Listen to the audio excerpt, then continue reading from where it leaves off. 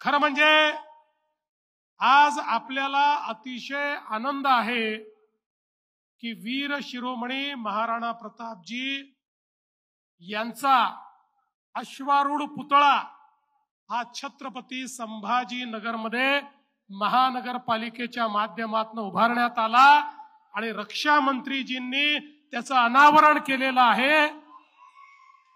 संजय भाऊंनी सांगितलंय, खरंय हे छत्रपती संभाजीनगर आहे, एकीकडे छत्रपती शिवाजी महाराज आहेत आणि दुसरीकडे वीर शिरोमणी महाराणा प्रताप आहेत, त्यामुळे प्रेरणेची कुठली कमतरता या ठिकाणी नाही।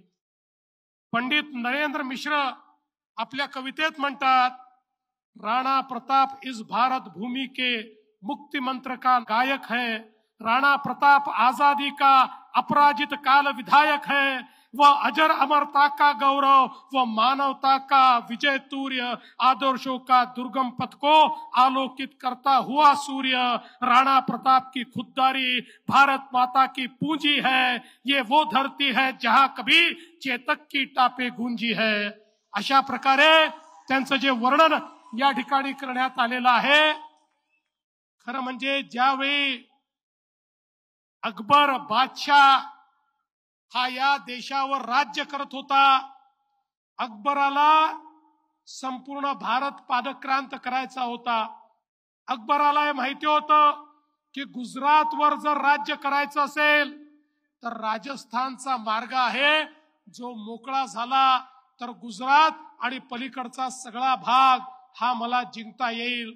आणि म्हणून अकबराने त्या ठिकाणी वीर शिरोमणी महाराणा प्रतापांना प्रस्ताव पाठवला, माझं मांडलिकत्व तुम्ही स्वीकारा, तुम्ही जर माझं मांडलिकत्व स्वीकारलं तर मी तुम्हाला त्या ठिकाणी 5000 मनसबदार म्हणून या मुघली साम्राज्याचा एक पदवी तुम्हाला देईल आणि तुमच्या संपूर्ण भागामध्ये केवळ तुमचं राज्य राहील, तिथे कोणीही तुमच्यावर आक्रमण करणार नाही, अशा प्रकारचा प्रस्ताव हा त्या ठिकाणी पाठवला।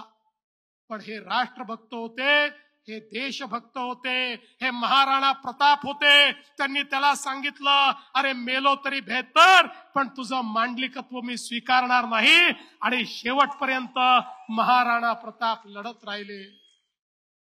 असे फार या देशामध्ये एकीकडे महाराणा प्रताप आहेत, दुसरीकडे छत्रपती शिवाजी महाराज, छत्रपती संभाजी महाराज आहेत, तिकडे गुरु तेग बहादूर आहेत की ज्यांनी आपल्या जीवनाचं बलिदान दिलं पण मोगलांचं मांडलिकत्व स्वीकारलं नाही।